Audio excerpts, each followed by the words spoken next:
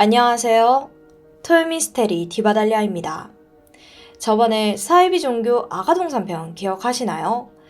보신 분들도 계실 거고 아직 안 보신 분들도 계실 텐데요.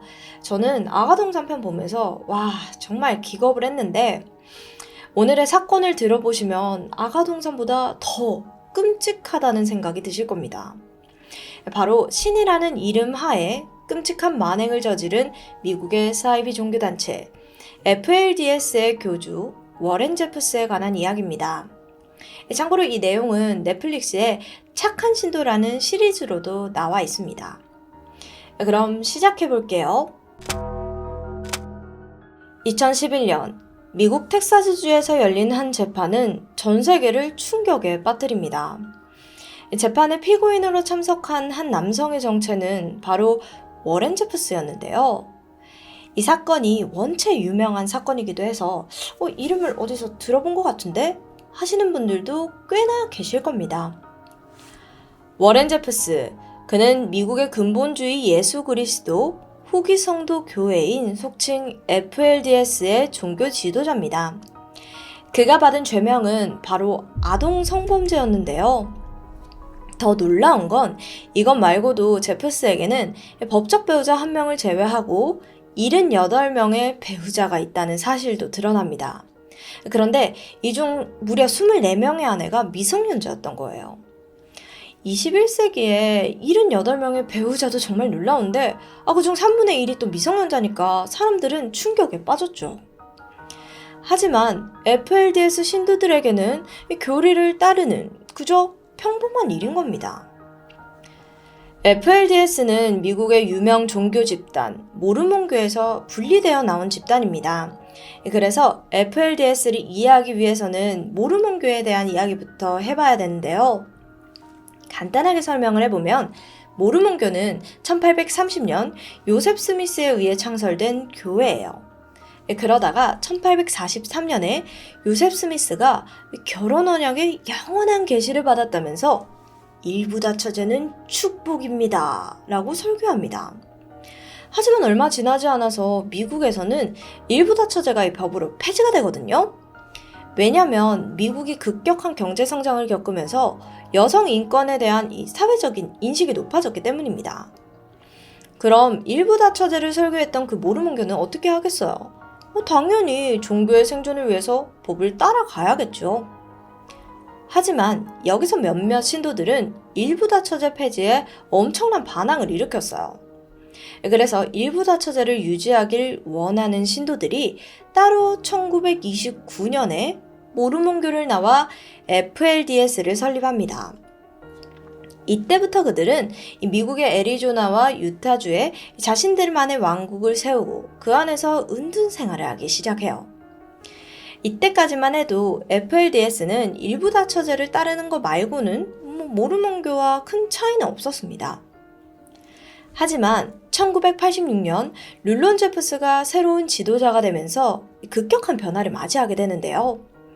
룰론 제프스는 FLDS 평의회를 해산시키고 자신만이 유일한 지도자로서 신도들에 대한 지배와 규제를 강화시켰습니다. 룰론 제프스는 일부다처제를 주장하면서 많은 아내와 자녀들을 두고 지도자로서 군림하고 있었어요. 그러다가 2002년 9월 룰론 제프스가 사망합니다. 근데 차기 지도자를 정해주지가 않아서 당장 이 종교를 이끌어갈 사람이 없었던 거예요. 모두가 붕 떠있을 그때 룰론 제프스의 아들 중 한 명이었던 워렌 제프스가 등장합니다. 그는 자신의 몸에 아버지가 들어갔다면서 지도자의 자리를 꿰차기 시작하죠.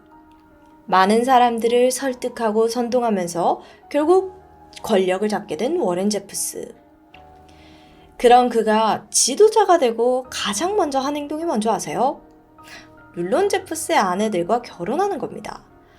네, 그러니까 자신의 어머니들과 결혼하는 거예요. 이건 룰론 제프스가 사망하고 일주일도 지나지 않은 시점이었습니다. 이때부터 워렌 제프스는 일부다처제의 중요성을 다시 한번 설파해요. 남자들은 최소 3명의 아내를 둬야 영광스러운 길을 가는 거고 또 여자들 이 남편에게 순종적이고 또 많은 아이들을 순풍순풍 낳는 게 그게 천국에 가는 길인 거예요. 이런 워렌 제프스의 설교는 큰 목적을 가지고 있었습니다. 바로 자신의 입지를 다지기 위해서였어요. 이 지도자는 곧 현신한 신이라면서 지도자의 말을 맹목적으로 믿고 실현함으로써 구원받을 거라고 세뇌시키고 있었죠. 그러나 사실 이 설교만으로는 사람들을 통제하기가 쉽지가 않잖아요. 그래서 일부 다처제를 하나의 도구로 이용한 겁니다. 워렌 제프스는 FLDS 안에서 일어나는 모든 결혼들을 주관했는데 그의 말을 따르지 않은 신도들도 분명 있을 거잖아요. 그럼 남성 신도들은 그냥 추방시켜버리고 미리 반란의 싹을 잘라버려요. 반면 자신의 말을 잘 따르는 남성 신도들에게는 어린 신부를 보상처럼 줌으로써 자신의 권력을 형성했습니다. 모든 남성 신도들은 워렌 제프스의 허락하에 결혼을 하고 성관계를 맺어야만 했죠. 워렌 제프스는 일부 다처제를 통해서 미혼모를 만들어내는 것 또한 중요한 목적으로 두었습니다. 왜냐하면 정부에서 나오는 미혼모 지원 제도를 악용해서 지원금을 손에 넣을 수 있으니까요. 이때 손에 넣은 지원금만 해도 하나로 80억 원, 그 이상이었다고 합니다. 또 다른 심각한 문제도 있는데 여성의 수가 부족하다는 핑계로 조혼, 근친상간으로 아동학대가 만연하다는 겁니다. 유전적 결함으로 생기는 푸마라제 결핍증을 가진 아이들은 유달리 이 집단이 위치한 콜로라도시와 유타주 지역에 많이 출산된 것으로 알려졌거든요. 이 결핍증을 가진 아이들은 주로 정신적인 문제와 신경학적인 문제에 시달리게 되는데 결국 죄 없는 아이들만 평생을 고통받게 된 거죠. 이 일부 다처제 말고도 FLDS 안에는 이상한 교리들이 정말 많이 존재하고 있습니다. 대표적으로는 백일 우월주의 사상이 있어요. 이 교리는 일반적인 성경 해석과는 완전히 다른 논리를 전파하고 있습니다. 많은 분들이 아담과 이브에 대한 이야기를 알고 계실 텐데요. 이브가 뱀에게 속아 선악과를 먹는 죄를 지어서 에덴에서 쫓겨났다는 이야기가 있죠. 이 부분을 FLDS 안에서는 어떻게 해석을 했냐면 이브가 뱀의 꼬임에 넘어가서 성관계를 했다고 생각해요. 그래서 이때 태어난 아이가 사탄이기에 검은 피부로 태어났다고 가르칩니다. 그리고 백인은 아담의 후손이기에 선을 상징한다고 이야기하죠. 즉 흑인은 사탄이자 악인 거고 백인은 선이라고 규정하는 인종차별적 교리를 가지고 있는 겁니다. 심지어는 FLDS 역사 수업과 설교 시간에 흑인에 대한 비난과 더불어서 그들과 관계되는 건 큰 중죄라고 가르쳐요. 흑인과 결혼은 살인 다음으로 큰 죄악이라면서요. 또 이곳은 아이들의 경우에는 기본적인 의무교육도 못 받게 했고요. FLDS 안에서 자체적으로 하는 홈스쿨링을 시키며 아이들을 세상과 단절시켰습니다. 근데 이 교육도 FLDS 종교의 교리랑 워렌 제프스를 우상화시키는 교육인데요. 여자아이들에게는 남성에게 복종하라는 세뇌 교육과 동시에 자신의 방에 데려가서 포르노를 보여주는 교육도 했다고 합니다. 또 복장의 규제도 있었는데 남성 신도들에게는 단순하게 긴팔, 카라 셔츠를 긴 바지와 함께 입어야 하고 문신이나 피어싱이 금지된 정도지만 여성 신도들의 경우에는 이야기가 달랐습니다. 좀 더 많이 엄격해요. 당연히 몸에 문신과 피어싱은 안 되고요. 추가로 화장이 금지되어 있습니다. 또 헤어스타일도 짧게 자르는 게 금지되어 있어요. 안 돼요. 사후에 신과 남편의 발을 씻겨주기 위해서 긴 머리가 필요하다는 그런 이상한 교리를 내세웠거든요. 특히 워렌 제프스는 여성 신도들의 옷을 엄격하게 제한했는데요. 노출은 당연히 금지고요. 집에서 만든 프레리 원피스만 착용하도록 했고 또 같은 남편을 둔 여성끼리는 같은 색 원피스를 입게 함으로써 한눈에 여성 신도들의 소속을 알게 했습니다. 근데 이상했던 건 또 모든 신도들은 빨간색과 검은색은 금지예요. 그 이유는 빨간색은 신이 가장 좋아하는 색깔이라서 안 된다고 했고 또 검은색은 사탄의 색이라서 사용해서는 안 된다고 했거든요. 근데 좀 웃긴 거는 워렌 제프스가 타고 다니는 차가 빨간색 캐딜락입니다. 앞뒤가 다르죠. 신도들에 대한 통제는 여기서 멈추지 않습니다. 모든 신도들에게 TV, 인터넷, 신문, 오락, 말할 것도 없이 금지해 반려견, 장난감, 기념행사, 축제, 캠핑, 낚시 싹 다 금지해요. 심지어는 자신이 어느 날 신으로부터 막 계시를 받았다면서 수영까지 금지합니다. 여기서 끝이 아니에요. 자신의 세력을 넓히기 위해서 미성년자들을 밀매하기까지 했는데요. 이 모든 건 신이 지시한 거다라면서 소녀들을 캐나다와 멕시코에 팔아버립니다. 그렇게 성매매를 시키고 그 나라에서 결혼하도록 만들어요. 그 이유를 들어보시면 더 이게 어이가 없는데 바로 다른 나라의 FLDS 세력을 확장시키기 위함이라는 겁니다. 그렇게 모든 걸 통제하며 자신의 왕국을 만든 워렌 제프스. 하지만 영원히 무너지지 않을 것만 같았던 그의 왕국도 2년도 버티지 못합니다. 2004년 워렌 제프스는 자신의 권력에 대한 본보기로 남성 신도들을 파문했는데요. 이 파문당한 남성 신도들이 똘똘 뭉치게 돼요. 남성 신도들은 워렌 제프스를 상대로 민사소송을 제기했고 또 아동 성폭행 혐의로 고소하면서 이 사건이 세상에 알려지게 됩니다. 워렌 제프스는 이때부터 자신의 왕국에 균열이 가기 시작하자 행방이 묘연해졌습니다. 어디론가 도주한 거예요. 2005년 6월 워렌 제프스는 애리조나주에서 미성년자 성폭행 및 미성년자 매매 혐의로 기소당했습니다. 애리조나 검찰총장은 워렌 제프스에 대한 정보를 제공하는 사람한테 거액의 포상금을 지급할 걸 약조하면서 대대적인 수배 포스터도 배포하고 그를 추격했으나 행방은 여전히 묘연했습니다. 2006년에는 유타주 또한 워렌 제프스의 미성년자 성폭행으로 체포영장을 발부했습니다. FBI는 워렌 제프스를 오사마 빌라덴과 함께 제10대 수배자 명단에 올린 후 그의 행방을 수소문했죠. 그러던 2006년 8월 워렌 제프스는 생각지 못한 곳에서 덜미를 잡히게 됩니다. 이 네바다주 고속도로에서 순찰을 돌던 에디 경관이 한 차량을 멈춰 세우게 돼요.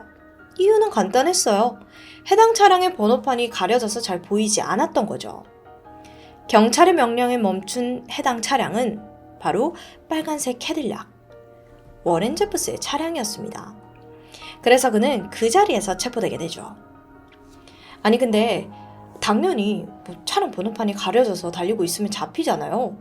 그걸 생각 못하고 쌩쌩쌩쌩 달리고 있는 거 보면 저 바보가 어떻게 많은 사람들을 막 세뇌시켰는지 그저 신기할 뿐입니다. 어쨌든 경찰에 잡힌 워렌 제프스는 네바다주에서 유타주로 송환돼서 이 2건의 미성년자 성폭행 사건으로 유죄를 받았고 또 2007년 애리조나주에서 미성년자와의 근친상간, 성폭행 사건에 대해 총 8건의 추가 혐의가 적용되었습니다. 이게 어떻게 증거로 나왔는지 아세요? 바로 워렌 제프스 자신을 우상화하기 위해서 자신의 모든 행동과 말을 일기로 기록하고 녹화하도록 만들었던 거예요. 이 자료들이 모두 워렌 제프스의 추악한 행동들을 밝히는 증거가 된 거죠. 심지어는 미성년자와 이 성관계하는 침대방이라는 걸 만들어서 모든 신도들을 불러놓고 그걸 관람하게 했대요. 그리고 그걸 또 녹화했고요. 2011년 8월 워렌 제프스는 20년간 가석방 없는 무기징역과 $10,000의 벌금을 선고받았습니다. 이 전문가들은 워렌 제프스가 구속 후 많은 신도들이 워렌 제프스의 행동이 부도덕하다는 걸 알게 돼서 이 종교를 떠날 거라고 추측했어요. 그래서 실제로 2013년부터 15년 사이에 탈퇴한 신도들이 1,000명 이상이었고요. 그러나 일부 전문가들의 생각과는 달리 FLDS는 여전히 건재한 상황입니다. 규모 자체가 워낙 거대하다 보니까 1,000명에 가까운 신도들이 탈퇴를 했어도 여전히 많은 신도들이 남아있는 겁니다. 그리고 여전히 남아있는 신도들은 워렌 제프스를 신으로 생각하고 이 상황이 신이 자신들의 믿음을 시험하기 위한 거라고 믿고 있죠. 자신의 권력과 추악한 욕망을 위해서 어린 아이들을 강제로 취하고 수많은 여성들을 거느리며 군림한 워렌 제프스. 그는 모든 이면이 드러났음에도 지속되는 세뇌와 규제로 인해서 많은 신도들은 여전히 그의 그늘을 벗어나지 못하고 있습니다. 현재까지도 워렌 제프스의 왕국은 아직 건재하다는 사실이 정말 무섭고도 안타깝게 만듭니다. 지금까지 토요미스테리 디바달리아였습니다. 안녕하세요. 토요미스테리 디바달리아입니다. 최근 대한민국은 그동안 암덩이처럼 은밀히 존재하던 대한민국 사이비 종교단체에 대해 관심이 많습니다. 그 시발점은 아무래도 넷플릭스에 공개한 한 다큐 때문이겠죠. 그런데 얼마 전에 이 다큐에서 등장하는 한 사이비 단체가 넷플릭스를 상대로 방송금지 가처분 신청을 했다는 사실 알고 계신가요? 만약 법원이 신청을 받아줄 경우에 이 다큐가 삭제될 수도 있다는 이야기에 저도 빨리 이 해당 편을 시청했는데요.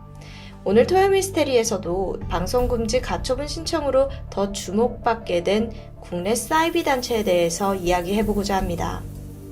앞으로 스토리는 넷플릭스의 내용과 그간 각종 언론에 공개한 내용을 토대로 준비되었습니다. 아가동산. 이름만 들어보면 마치 아이들이 뛰노는 평화로움을 연상케 합니다. 하지만 이곳의 정체는 의외로 수많은 신도를 거느렸던 대한민국 사이비 종교단체로 알려져 있는데요. 아가동산에서 신처럼 추앙받고 또 권력의 최정점에 있던 교주 김기순. 오늘은 과거 평범했던 여성이 어떻게 종교 지도자로 군림하게 되었는지 그 내막을 소개해보고자 합니다. 그에 앞서 김기순이 원래 속해 있던 또 다른 종교부터 알아야 하는데요. 우선 1940년 11월에 태어났습니다. 30대 후반으로 접어든 1978년 전라북도의 한 마을에서 처음으로 신앙생활이라는 걸 시작하게 됩니다. 당시 그녀는 이교부라는 사람이 이끄는 주연교회 소속이었습니다. 그야말로 열혈한 신앙심을 보였다고 하는데 근데 이 주연교회 예배는 우리가 알던 예배랑은 사뭇 분위기가 달랐습니다. 예배 중 교주와 여자 신도들이 옷을 벗고 춤을 추는 행위를 일삼은 것이죠. 그들끼리는 나체춤을 일명 천국 댄스라고 불렀다는데요. 다소 이질적이지 않나요? 이 밖에도 이교부 목사는 정신 이상자를 고친다는 이유로 신도들에게 입을 맞추는 등 각종 기괴한 의식을 치렀습니다. 일반적인 종교에서 느껴지는 엄숙함이나 경건함과는 좀 거리가 멀었고 이 단체가 외부로 알려지면서 사회적으로 큰 물의를 빚게 되죠. 그리고 얼마 후 서울에서 8명의 목사가 이교부의 비행을 지적하기 위해 주연교회를 방문했습니다. 하지만 이교부는 되려 이들을 감금하고 자신의 신도 25명을 동원해 1시간 동안 그들을 집단 구타하죠. 결국 이 일로 이교부는 징역 2년 6개월형을 선고받았고 주연교회는 해산하게 되었습니다. 자, 이때까지만 해도 김기수는 이교부를 누구보다도 잘 따랐던 수제자였습니다. 그녀는 이교부가 폭행 혐의로 구속되고 이후 교주를 잃은 신도들이 당황해하는 모습을 정말 눈앞에서 지켜봤고 이대로라면 주연교회는 정말 무너질 것 같았습니다. 그리고 신도들은 마치 길을 잃은 어린 양처럼 보였죠. 결국 김기수는 이런 마음을 먹습니다. 새로운 종교의 교주로 나선 것. 사실 그녀는 이교부가 어떻게 대중을 현혹했는지 그 누구보다 잘 알고 있었기 때문에 가능했던 일입니다. 그러면서 신도들에게 내가 이교부 목사님을 면회했는데 목사님께서 나에게 모든 것을 맡기셨다면서 신도 300명을 모았고요. 그러면서 떡장사, 어묵장사, 음반장사를 하면서 자금을 모으기 시작합니다. 어느 정도의 돈이 마련되자 1982년 신도들을 이끌고 경기도 이천으로 이주하게 돼요. 바로 그곳에서 아가동산이라는 신흥 종교를 창시하게 됩니다. 여기서 아가, 우리가 생각하는 그 어린아이의 의미가 맞습니다. 세상을 바르고 깨끗하게 보기 위해서는 3살 어린아이로 돌아가야 한다는 게 그녀의 논리. 그러면서 자신을 아가야라고 부르도록 칭했고 기성 종교에 대해서는 조금 비판적인 사고를 보이기도 했습니다. 오직 자신을 믿고 따라야지만 영생을 얻을 수 있다는 주장이었죠. 그녀는 바로 이곳 아가동산이 지상천국이고 스스로를 재림예수라고 칭하면서 신도들에게 무조건적인 복종을 요구했습니다. 한편 그녀는 그간 신도들을 통해 모은 돈으로 경기도 이천에 약 4,000평의 땅을 구매하고요. 이후 해당 부지에 농가 밭, 가수원까지 조성하고 또 레코드 부품 회사도 만들게 되죠. 그곳에서 종교의 탈을 쓴 대규모 착취가 시작됩니다.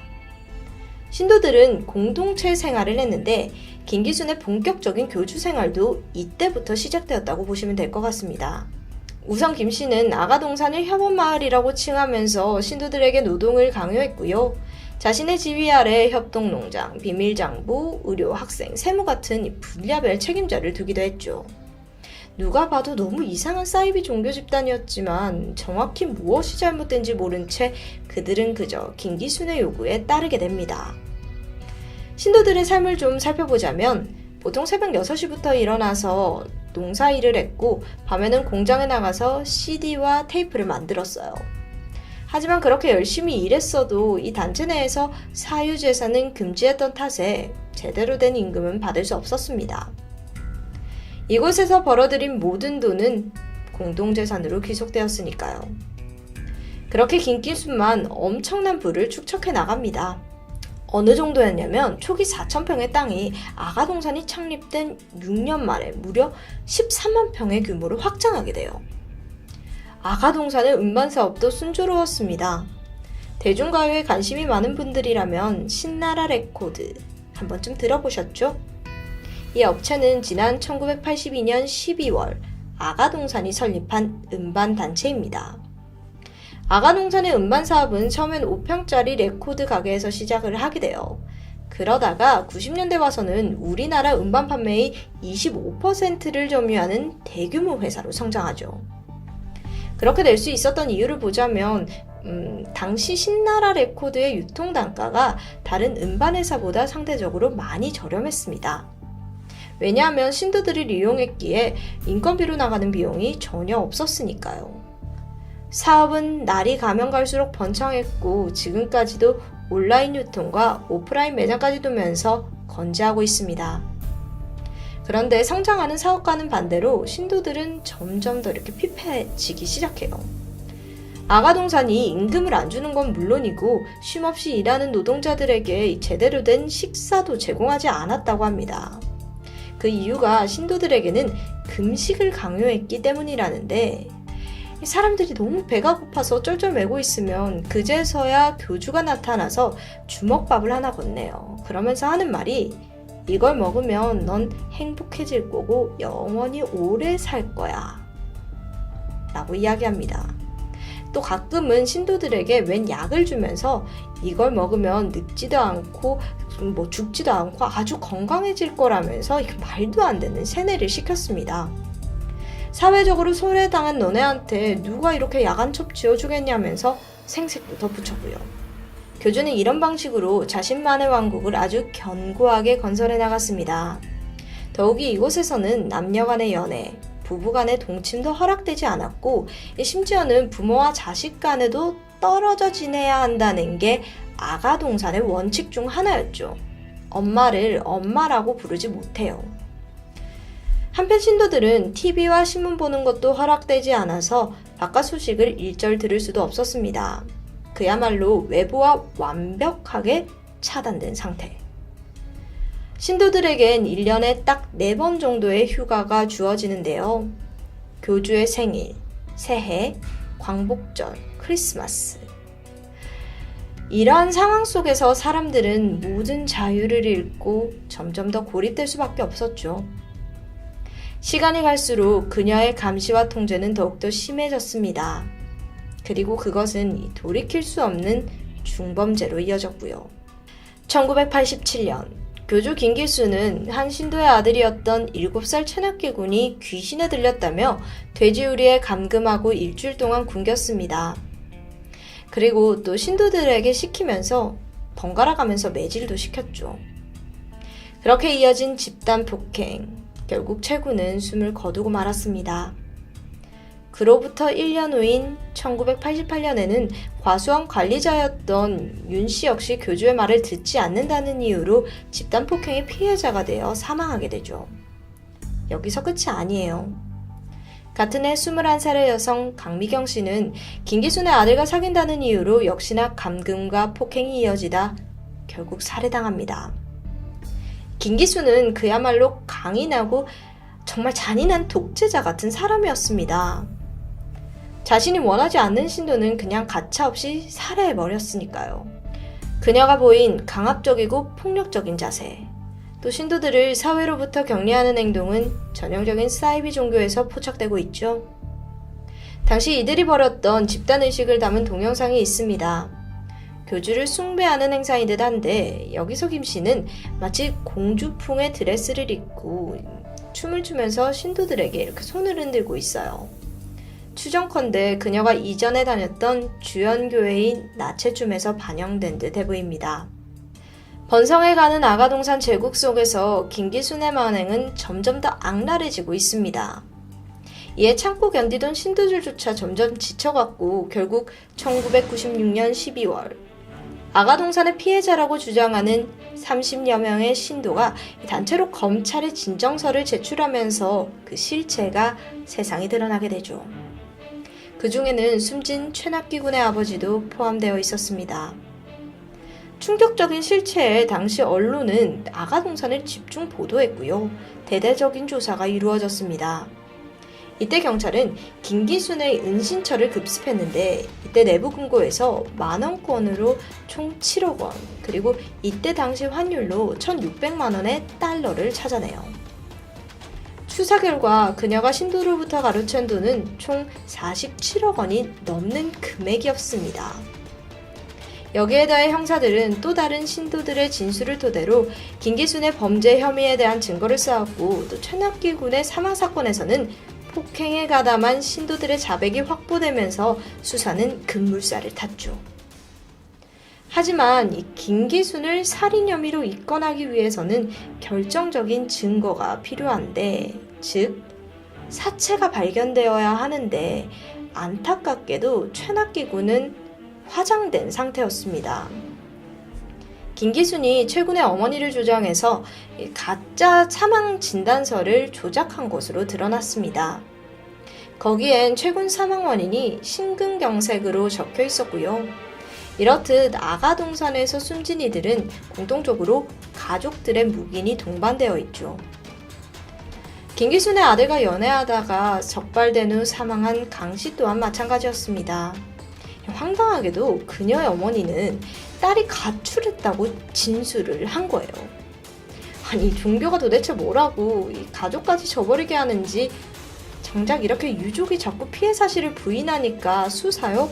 당연히 난항을 겪을 수밖에 없었죠. 증언에 따르면 이 강 씨의 시신은 암매장된 것으로 드러났습니다. 자신이 직접 땅을 팠다는 포크레인 기사 윤 씨의 증언으로 알려졌죠. 이에 검찰은 강 씨의 시신을 찾고자 윤 씨가 지목한 장소를 파헤쳤지만 안타깝게도 시신은 발견되지 못했습니다. 근데 갑자기 윤 씨가 태도를 바꿔서 자신은 암매장한 적이 없는데 검찰의 강압으로 나는 허위 진술을 했다라고 발을 바꿉니다. 그리고 그 당시 열심히 김기순은 도피 생활 중이었죠. 수사에 진전이 없는 이러한 어수선한 상황 속에서 갑자기 김기순이 직접 검찰에 출두합니다. 아니, 이게 무슨 일이죠? 그러면서 자신은 아가동산에서 벌어진 죽음과는 전혀 무관하다는 주장을 펼쳤죠. 7살 최군의 경우 내가 좀 강하게 훈육을 한 거고, 강 씨는 나는 사망 사실조차 모르는 일이다. 그리고 과수원 관리인이었던 윤 씨는 과수 재배에 실패해서 자기가 농약 먹고 그냥 자살한 거예요 라고 주장합니다. 그냥 모든 혐의를 부인하는 거죠. 결국 검찰과 아가동산 측에 치열한 공방이 이어졌습니다. 검찰은 그녀에게 사형을 구형했지만 끝내 그녀가 종교를 이용해 3명을 살해했다는 이 결정적인 증거를 모으는 데는 실패하고 말았어요.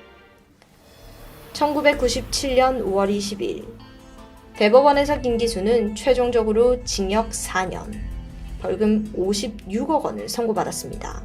살인 혐의는 무죄였고요. 단지 신도들의 임금횡령과 강제노역, 탈세 혐의만 유죄로 인정된 결과였습니다.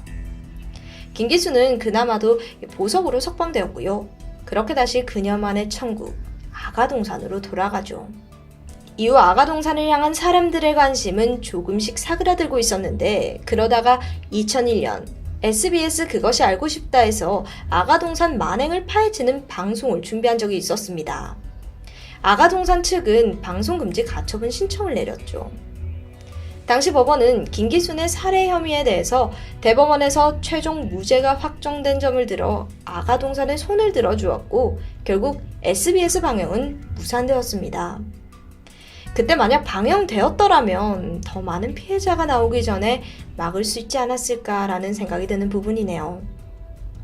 최근 2023년 3월 넷플릭스에서 사이비 종교 지도자들의 악행을 담은 다큐멘터리 시리즈 나는 신이다 아시죠? 그 중에서는 아가동산에 대한 내용도 포함되어 있었는데요. 다큐에서는 미처 세상에 알려지지 않았던 아가동산의 신도들에 대한 자세한 증언이 담겨져 있었습니다. 최낙기 군의 어머니가 김기순의 지시로 매 맞아 죽은 아들을 묵인하게 된 정황. 게다가 97년 검찰 수사 당시 진술을 번복했던 포크레인 기사 윤 씨가 강 씨를 안매장했다는 사실을 인정하는 녹취록까지 공개되었습니다. 하지만 아가동산 측은 이번에도 담당 PD를 상대로 방송금지 가처분 신청을 했죠. 그나마 다행인 건 이 다큐의 방영권은 미국 넷플릭스 본사가 가지고 있었기 때문에 아가동산 측은 현재 넷플릭스 코리아 방송금지 가처분을 취하했다고 합니다. 방영권을 가진 넷플릭스 미국과는 달리 구독 계약 주체일 뿐 방영권의 주체가 아니라는 판단에서요. 그것이 알고 싶다 때와는 달리 방영이 중단될 가능성은 적어 보입니다. 2023년 올해 82세가 된 김기수는 지금까지도 아주 잘 먹고 잘 살고 있다고 전해집니다. 이들의 주 수입원은 신나라 레코드인데 교인 중 한 명을 이 대표이사로 내세워서 교묘히 사업을 이어나가고 있는 중이죠. 철저히 고립된 그들만의 왕국 아가동산. 흥미로운 점 한 가지는 아가동산이 사이비 종교와는 아주 다른 점이 하나 있어요. 바로 전도를 하지 않는다는 것인데요. 교주 김기수는 세력 확장에는 크게 큰 관심이 없습니다. 대신 자신이 직접 관리할 수 있는 만큼의 신도수만 유지한다는데요. 그래야만 그들을 뼛속까지 쥐락펴락 할 수 있기 때문일까요? 그녀는 신이라는 이름 아래 사람들의 감정을 이용했고 자신의 이익을 챙겼습니다. 그녀에게 묻고 싶습니다. 신은 과연 살인, 성폭행 같은 걸 원하고 있었을까요? 그녀를 이렇게 표현하고 싶습니다. 신을 배신한 사람. 지금까지 토요미스테리 디바달리아였습니다.